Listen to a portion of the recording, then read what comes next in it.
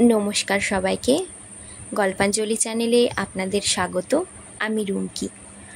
আমার আজকের নিবেদন শীর্ষেন্দু মুখোপাধ্যায় রচিত ছোট গল্প তৃতীয় পক্ষ।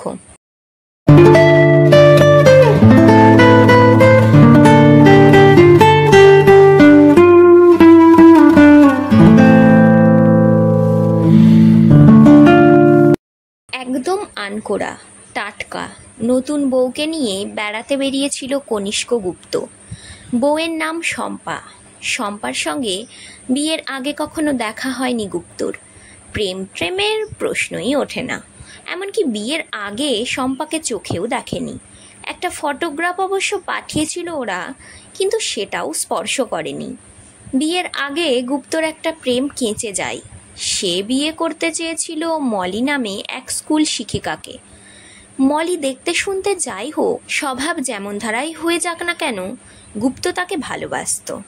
মলিরও গুপ্তর প্রতি ভালোবাসার অভাব দেখা যায়নি কখনো।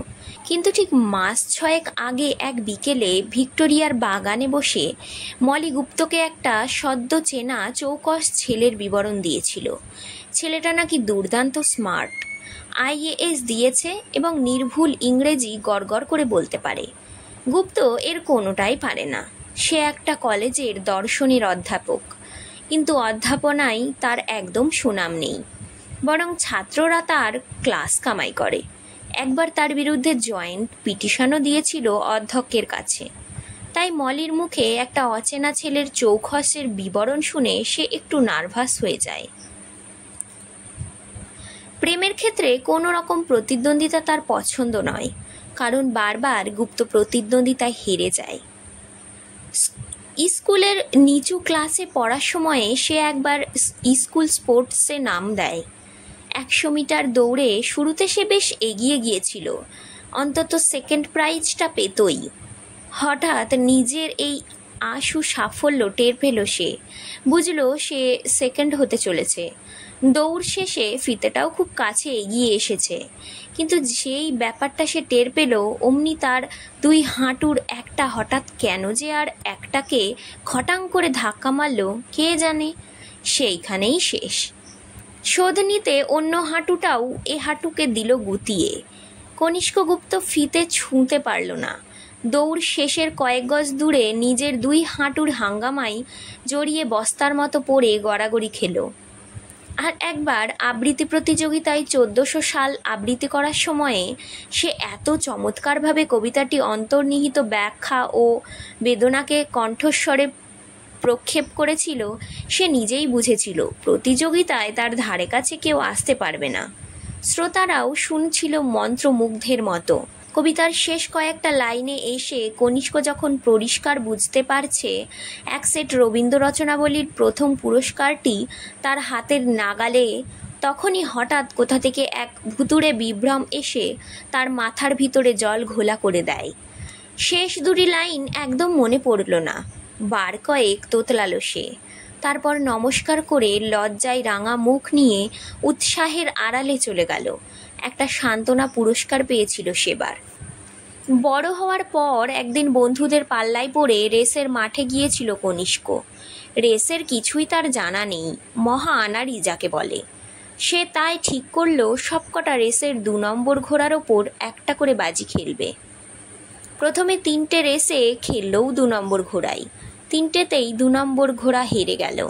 তখন এক বন্ধু বলল, কি আনাড়ির মতো পয়সা নষ্ট করেছিস, দেখে শুনে বাছাই ঘোড়ার উপর খেল। একটু দ্বিধায় পড়ে গেল কনিষ্ক। তখন প্রায় 15টা টাকার মতো লস চলছে। এই দ্বিধায় তার কাল হলো। পরের 4টে রেসে সে বাছাই ফেভারিট ঘোড়াগুলোর ওপর বাজি ধরতে লাগলো। সবকটাতেই হার, কিন্তু শেষ 4টে রেসে প্রতিবার জিতল 2 নম্বর ঘোড়া। প্রতিদ্বন্দ্বিতা ও প্রতিযোগিতাকে তাই বড় ভয় পায় কনিষ্ক গুপ্ত। মলির মুখে সেই অচেনা পুরুষটির প্রশংসা শুনে সে মনে মনে খুব অস্বস্তি বোধ করতে থাকে। এতকাল মলিকে নিয়ে তার কোনো ভাবনা ছিল না, খুব সহজ ছিল সম্পর্ক। ব্যাপারটা ভালো করে বোঝাবার জন্য সে পরদিন থেকেই সেই ছেলেটির প্রসঙ্গ তুলে বলল, মলি, কাল তুমি সুব্রত নামে ছেলেটির কথা বলেছিলে না, তার কথা শুনতে আমার বেশ লাগছিল। কেমন দেখতে বলো তো? মেয়েরা গন্ধ পায়। মলি একবার সচকিত হয়ে কনিষ্কের দিকে তাকালো, আর মলির সেই সচকিত ভাবটুকু দেখে কনিষ্কও বেশ সচকিত হয়ে ওঠে। মানুষের দুর্বল গোপনীয় কোনো বিষয়ে স্পর্শ হলে মানুষ ওই রকম চমকে ওঠে, কেমন করে। কিন্তু মলির সে ভাবটা বেশিক্ষণ রইল না। আসলে সুব্রতর চালচলনে সে এত বেশি মুগ্ধ হয়েছে যে সে কথা কাউকে না বলেই বা সে থাকে কি করে। মলি বলল, দেখতে ধরো 6 ফুট লম্বা, ছিপছিপে, রং একটু কালো হলেও মুখখানা ভীষণ চালাক, এত সুন্দর হাসে। কনিষ্ক নিজে 5 ফুট 5, রোগা, ফ্যাকাশে এবং ভাবুক ধরনের চেহারা। সে আবার ভীষণ অন্যমনস্কও। প্রায় সময়েই এক কথার আর এক উত্তর দেয়। মনে মনে নিজের পাশে সুব্রতকে কল্পনা করে সে ঘুমিয়ে গেল। মলির সঙ্গে সেই থেকে সম্পর্কটা আর স্বাভাবিক রইল না। মাঝখানে এক অচেনা সুব্রত এসে পর্দা ফেলে দিল। পরের 1 মাস কনিষ্ক নানা জুলুনিতে জ্বলে গেল মনে মনে। মলি তখন প্রায় সময়েই সুব্রতর সঙ্গে প্রোগ্রাম করে। তবে সে কথা বলতো, দেখো, হিংসে করো না, কোনো পুরুষই তোমার চেয়ে শ্রেষ্ঠ নয় আমার কাছে। কিন্তু কনিষ্ক সে কথা মানে কি করে? সে যে অনবরত হীনমন্যতায় ভুগছে। তাই একদিন সে তার পরিষ্কার গোটা গোটা হস্তাক্ষরে চিঠি লিখে মলিকে জানিয়ে দিল, আমাদের আর বেশি দূর এগোনো ঠিক নয় মলি, এখানেই দাড়ি টেনে দেওয়া উচিত। চিঠি লিখে সে 2 মাসের ছুটি নিয়ে বাইরে গেল বেড়াতে। এতদিনে বাড়ির লোকেরা তার বিয়ে ঠিক করে ফেলল। 15 দিন আগে সে সম্পূর্ণ অচেনা, অদেখা, অজানা শম্পাকে বিয়ে করেছে। বলতে কি, শম্পার সঙ্গে তার প্রথম দেখা শুভদৃষ্টির সময়ে। ভালো করে তাকায়নি কনিষ্ক। তার মনে তখন এক বিদ্রোহ ভাব, সমস্ত পৃথিবীর প্রতি বিতৃষ্ণা, বিরাগ, ভয়। গত 15 দিন সে যে শম্পার সঙ্গে খুব ভালো করে মিশেছে তা বলা যায় না। কথাবার্তা হয়েছে, পাশাপাশি এক বিছানায় শুয়েছে, প্রাণপণে ভালো ব্যবহার করার চেষ্টা করেছে মেয়েটির প্রতি। কিন্তু তা বলে তার মনে হতাশা ও সন্দেহের ভাবটি যায়নি। কেবলই মনে হয় পৃথিবীর সর্বত্র তার চেয়ে বহুগুণে যোগ্যতর লোকেরা ছড়িয়ে আছে। সে একটা হেরো লোক। নিজের সম্পর্কে এইসব জরুরি চিন্তা তাকে এত বেশি ব্যস্ত রেখেছিল যে তার কাম তিরোহিত হয়, আগ্রহ কমে যেতে থাকে। শম্পা দেখতে কেমন তাও সে বিচার করে দেখেনি। কনিষ্কর মা আজ সকালে তাকে ডেকে বললেন, খোকা, বৌমা কেন লুকিয়ে লুকিয়ে কাঁদে রে? তোর বউ কি পছন্দ হয়নি? কনিষ্ক মুশকিলে পড়ে যায়, বলে, তা নয়, আমি তো ভালো ব্যবহারই করি। শুধু ভালো ব্যবহারেই কি সব মিটে যায় বাবা? পুরনো কথা ভুলে এবার নতুন করে সব শুরু করে দাও। যাকে ঘরে এনেছো তার দিকটা একবার দেখো। বউ তো কৃতদাসী নয় বাবা, তার মনের দিকে নজর দিতে হবে। কি করবো মা, আমার হইচই ভালো লাগে না। হইচই করতে হবে না, আজ বিকেলে বৌমাকে নিয়ে বেড়াতে যা। দিরাগমন সেরে আসবার পর দুজনে মিলে তো কোথাও গেলি না দেখলাম। অনেক ভেবেচিন্তে প্রস্তাবটা গ্রহণ করলো কনিষ্ক। আসলে মলি বা সুব্রতর কথা ভাবার কোনো মানেই হয় না, কেননা এই নতুন অবস্থায় সে আর পুরনো সম্পর্কের মধ্যে ফিরে যেতে পারে না। সিনেমা দেখার কথা ছিল, কিন্তু টিকিট পাওয়া যায়নি। তাই নিছক ঘুরে বেড়ানোর জন্যই দুজন বেরিয়েছে। কথা আছে আজ রাতে বড় কোনো রেস্টুরেন্টে দুজনে রাতের খাওয়া সেরে একেবারে বাড়ি ফিরবে। কনিষ্ক ট্যাক্সি নিয়েছিল। টালিগঞ্জ ছাড়িয়ে খানিক দূর আসতেই শম্পা বলল, শোনো, ট্যাক্সিটা এবার ছেড়ে দাও। কেন? ট্যাক্সি করে আমাদের মতো লোক বেড়াতে যায় না। মধ্যবিত্তরা প্রয়োজনে ট্যাক্সি নেয়, বেরোনোর জন্য ট্যাক্সি ভালো নয়। তবে কিসে যাবে? ট্রামে, বাসে যা ভিড়। হোক, তবু ভিড় ভালো, কত মানুষ দেখা যায়। কনিষ্ক নড়ে চড়ে বলে, তুমি কি ভিড় পছন্দ করো? আমি করি না। ভিড় নয়, তবে মানুষ পছন্দ করি। ট্যাক্সির ভিতরে নিঝুম হয়ে বসে থাকতে ভারী একঘেয়ে, কিছু দেখা যায় না, শোনা যায় না। কনিষ্ক রাসবিহারীর মোড়ে ট্যাক্সি ছেড়ে দিল। হাঁটতে হাঁটতে শম্পা বলল, তোমাকে কিছু জিজ্ঞেস করতে শাশুড়ি মা আমাকে বারণ করেছেন, কিন্তু আমার একটা কথা খুব জানতে ইচ্ছে করে। কি? তুমি এত অহংকারী কেন? আমি অহংকারী নয়। কনিষ্ক আবার অবাক হয়ে বলে, মোটেই নয় শম্পা, বরং আমি ঠিক উল্টোটাই সবসময় ভাবি। আমার মনে হয় আমি বড় অপদার্থ পুরুষ। সে কি, কেন? আমি তেমন স্মার্ট নই, লম্বা চওড়া নই, আমার ভিতরে হাজার রকমের ডেফিসিয়েন্সি। শম্পা খুব খিলখিলিয়ে হাসে, বলে, তাই নাকি?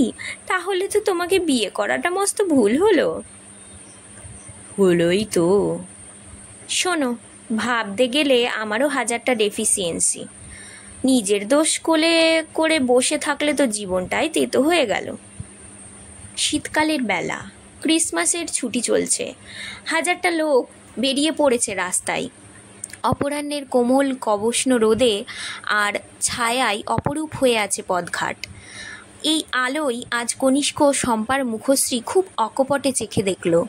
তুলনা করে নম্বর দিলে মলি আর শম্পা প্রায় সমান সমান নম্বর পাবে। শম্পার তুলনায় মলি কিছু লম্বা ছিল, কিন্তু সেই রকম আবার মলির চেয়ে শম্পা ফর্সা। মলির শরীরে কিছু বাড়তি মেদ ছিল বলে পেটে ভাঁজ পড়ত, শম্পার সেসব নেই। মলির মুখখানা ছিল গোল ধরনের, শম্পার মুখ লম্বাটে। লাবণ্য শম্পারই বেশি, কারণ সে বয়সে মলির চেয়ে কম করে 5 বছরের ছোট। বিয়ে পরীক্ষা দিয়েই তার বিয়ে হয়েছে। কনিষ্কর কথাটা ভালো লাগলো। নিজের দোষ কোলে করে বসে থাকাটা কাজের কথা নয়। সে বলে, আমাকে তোমার কেমন লাগে? আগে বলো, আমাকে কেমন লাগে তোমার? শোনো শম্পা, তোমাকে কেমন লাগে তা আমি এখনো ভেবেই দেখিনি। আচমকা শম্পা বলে, মলিকে তোমার কেমন লাগতো? কনিষ্ক থমকে যায়। অনেকক্ষণ বাদে বলে, তুমি জানলে কি করে? তোমার মা বলেছেন। মা? মা সব বলে দিয়েছেন আমাকে, আরও বলেছেন আমি যেন এসব তোমাকে জিজ্ঞেস না করি।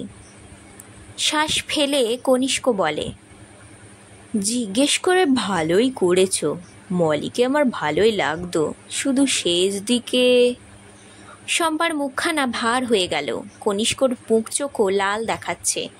সে বড় অস্বস্তি বোধ করে বলে, এসব কথা কি ভালো? শম্পা বলে, ভালো নয়, কিন্তু আমাদের দুজনের সম্পর্কের মধ্যে যদি তৃতীয় কোনো লোক নাক গলায়, তবে সেই তৃতীয় লোকটাকে জেনে রাখা দরকার। অবাক হয়ে কনিষ্ক বলে, তুমি তো ভীষণ বুদ্ধিমতী, এত গুছিয়ে কথা বলো কি করে? মাথায় আসে? শম্পার ভার মুখ হালকা হয়ে গেল। হেসে বলে, যা। সত্যি বলছি, তুমি খুব ভালো কথা বলতে পারো, আমি পারি না। শম্পা বলে, বাপের বাড়িতে আমাকে সবাই কটকটি বলে ডাকতো, আমি নাকি ভীষণ কটকট করে কথা বলি। হাঁটতে হাঁটতে ওরা দেশপ্রিয় পার্ক বরাবর এসে গেল। গলার স্কার্ফটি ভালো করে জড়িয়ে শম্পা বলে, একটু চা খেতে পারলে বেশ হতো, আজ যা শীত। কাছেই একটা রেস্টুরেন্ট, কিন্তু আজ ছুটির দিনে সেখানে বেশ ভিড়, বসার জায়গা নেই। কনিষ্ক বলে, আর একটু হাঁটি চলো, পোস্ট অফিস ছাড়িয়ে একটু এগোলে বোধ হয় গাছতলায় একটা দেশওয়ালি চায়ের দোকান পাওয়া যায়। তাই হলো। গাছতলার দোকানদার 2 ভাঁড় চা বড় যত্নে এগিয়ে দেয়। শম্পা আর কনিষ্ক দাঁড়িয়ে দাঁড়িয়ে ভারে চুমুক দেয়। কনিষ্ক বলে, কেমন? বেশ গো। কনিষ্ক খুশি হয়ে পয়সা মিটিয়ে দেয়। বলে, খিদে পেয়েছে নাকি? কিছু খাবে? কে খাওয়াবে? আমার তো পোড়া কপাল, কেউ পছন্দ করে না। কনিষ্ক হেসে বলে, কটকটি, এবার কিন্তু কথা ফেল করলে। কেন? যে চা খাওয়ালো সেই খাবার খাওয়াতে পারে, আবার কে খাওয়াবে? মলির সঙ্গে তোমার ঝগড়া হলো কেন? হঠাৎ শম্পা প্রশ্ন করে। ঝগড়া? না, ঝগড়া হয়নি তো। ও ও একটা ছেলের খুব প্রশংসা করতো, সেটা আমার সহ্য হতো না। ও মা, তাই নাকি?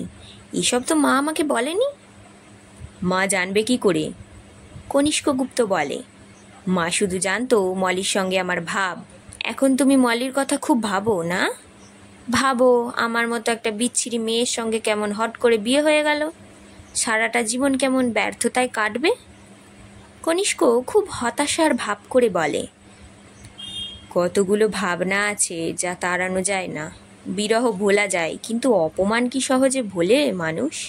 কিংবা ঈর্ষা, হীনমন্যতা? শম্পা মুখখানা করুণ করে বলে, আমাকে একটা কথা বলতে দেবে? ধরো আজ তোমার কাছে আমার খুব একটা দাম নেই, তুমি ভালোবাসতে পারছো না আমাকে, অথচ আমি তোমার কাছে কত সহজলভ্য। কিন্তু দেখো, সুজন নামে একটা ছেলে আছে, তার কাছে শম্পাই হলো আকাশ পাতাল জোড়া চিন্তা।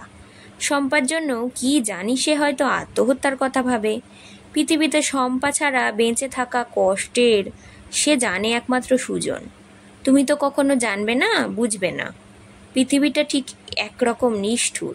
চোয়াল কঠিন করে কনিষ্ক বলে, সুজনকে? সে একটা ছেলে, আমাকে ভালোবাসতো, কোনোদিন তাকে পাত্তা দিইনি, কিন্তু আজ অনাদরের মাঝখান থেকে তার কথা খুব মনে হয়। কনিষ্ক স্তম্ভিত হয়ে চেয়ে থাকে।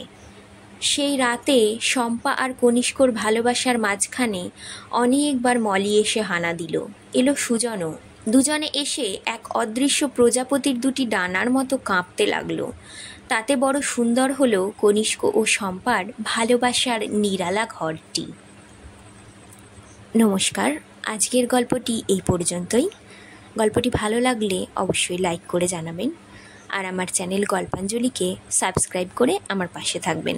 ধন্যবাদ, ভালো থাকবেন সবাই।